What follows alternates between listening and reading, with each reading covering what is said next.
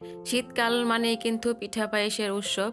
আর আজকে সকালটা শুরু হয়েছে মানে পিঠা বানানো দিয়েই। শীতের একটা আমেজ মানে মনে হইতেছে। তো এখানে কিন্তু আমি পিঠা বানানো দিয়ে আজকে ব্লগটা শুরু করতেছি।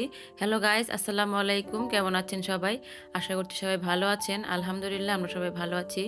আমি আমার মানে তাড়াহুড়া করেই বেরিয়ে যেতেছি আজকে। তো আমি আজকে আমার ছেলে মেয়েকে স্কুলে ভর্তি করাবো, তাই আমি স্কুলের উদ্দেশ্যে রওনা হয়ে গেছি। আর যেহেতু সিফকে আজকে নেয় নাই, কারণ ওদেরকে নেওয়ার কোনো দরকার নাই, ভর্তি করালে ওদের দরকার লাগে না, যেহেতু ওরা এক স্কুলে পড়বে, তাই ওদেরকে না নিয়ে আমি স্কুলে চলে গেছি।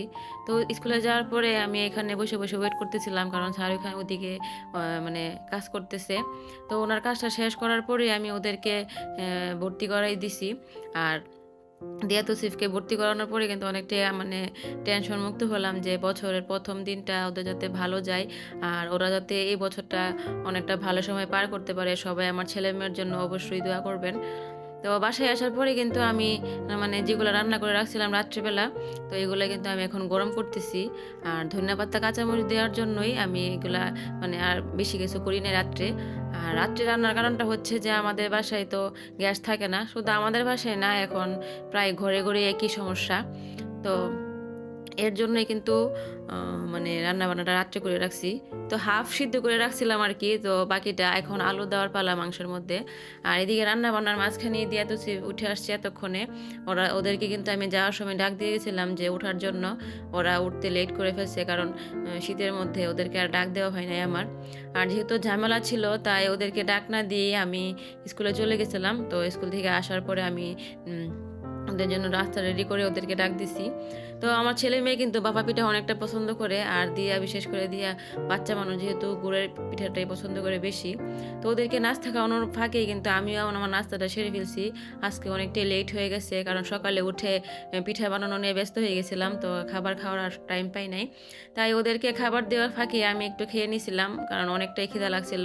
আর সকালে উঠছিলাম কিন্তু এখানে মাংসের জন্য আমি আলু ছুলাইতেছিলাম, আর দিয়ে তো সিফকে দেখতেছিলাম। ওরা কিন্তু অনেকটাই দুষ্ট হয়ে গেছে এখন। আর এখানে কিন্তু আলুটা মানে ছুলাইতে গেলে অনেকটা প্রবলেম হইতেছে, কারণ দাটা একদম স্লিপ কাটতেছিল, আমি আলুটা কাটতেই পারতেছিলাম না।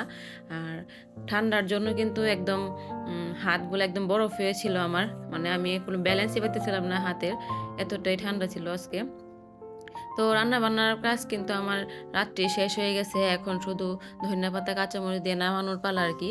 তো একটা একটা করে সবগুলা তরকারি আমি গরম করতেছি ভালো করে, যাতে মানে নষ্ট না হয় আর কি। তো আমি ধনিয়া পাতা দিয়ে এখন করলা ভাজিটাও মানে আমার শেষ হয়ে গেছে রান্না বান্না। তো আমি সব কিছুই গরম করে নিছি, ধনিয়া পাতা কাঁচামরিচ দিয়ে নামাই ফেললাম সব কিছুই। তো মাংসের মধ্যে আলু দিয়ে দিলাম। তো রান্না বান্না কিন্তু আমার কমপ্লিট হয়ে গেছে আজকে, কিন্তু আর বেশি ঝামেলা হয় নাই।